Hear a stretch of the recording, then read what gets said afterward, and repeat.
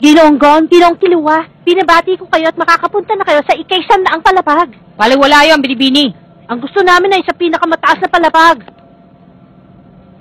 Ang mga manlalaro sa ika-100 palapag ay nagkakaroon ng pribadong kwarto at lalaki ang premyo. Alam ko na rin yun. Pribadong kwarto? Hindi na tayo makakalaro ng palukan ng unan ngayon. Siya nga pala, huwag niyong ipapakitang mahina kayo dahil ang makakalaban niyo ngayon ay hamak na mas malakas na nauna. Sa ika-100 palapag, mas matitindi na makakalaban ninyo.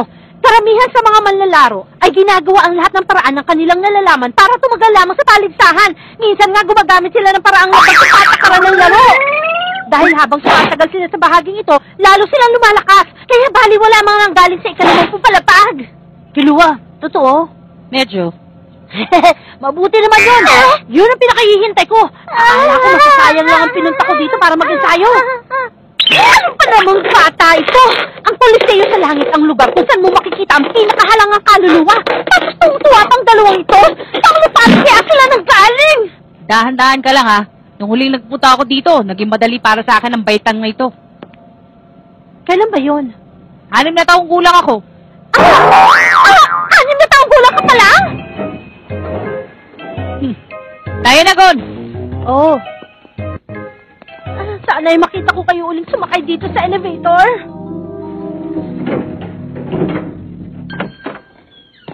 Wow!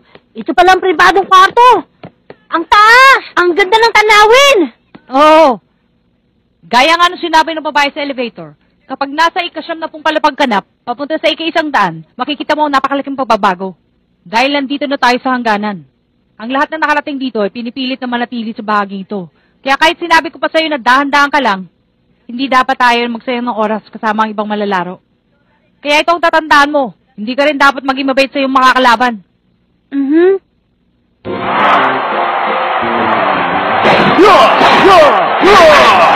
Kabata, ipagklase ka. Hindi ka tulad ng mga nauna. Alam mo, unasan mo man ang uhog mo, hindi mo rin ako matatalo. Alam mo bang 100 manlalaro na pinabagsak ko sa labanang ito? Kaya mabuti pa, sumuko ka na lang sa laban ito. Ananalo! Sidon! Bali wala mga manlalaro dito. Masuturo, ikinuha, lapit na rin. Oo, nandyan na! Tatlong araw lamang po ang kinailangan nila Ginonggon at Ginong Kiluwa para makapunta sa ika-150 palapag. Madali nilang tinalo ang 7 kalaban. At hindi lang yon mga kaibigan. Wala man lang minsan nakatama sa kanila hanggang kailan kaya nila dadali ng swerte ito sa... Ginawa namin yon para manalo. Huwag mo sabing swerte yun. Pero nakakaya. Nung unang punta ko dito, inabot ako ng 2 buwan para makarating sa ika-150 palapag.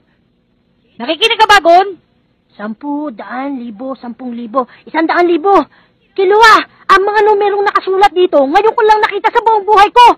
Nung isang araw ay 5, wala ako. Pahiram muna nito, sandali. Teka, bakit? Hindi ba pareho lang ang perang nakadeposito sa bangko natin? Oo, pero nagamit ko na eh. Naubos? Saan naman? Kanina ko pa napapansin yan, ha? Ano ba mga yan? Mr. Choco Robot. Sale kasi kaya hindi ko napigilan ang sarili ko eh. Inubos mo yung pera mo tapos kukunin mo yung sakin? Siguro naman tama na yung napakaraming laruan na yan. Akin yan, ibalik mo yung pera ko! Papayaran ko rin yun! Hindi pwede!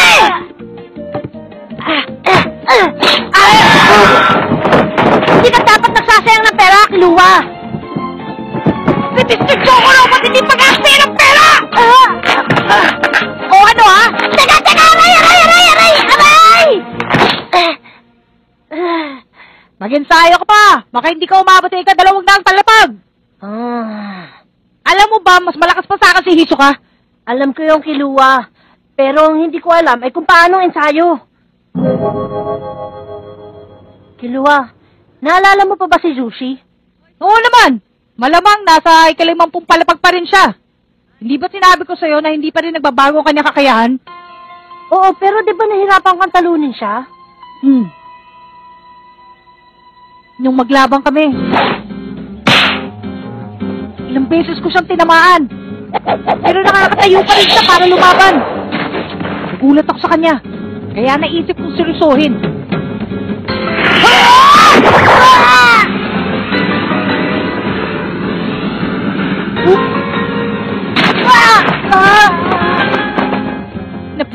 yata. Maluma siya at bumagsak. 10 puntos. Ang nanalo ay si Kilua.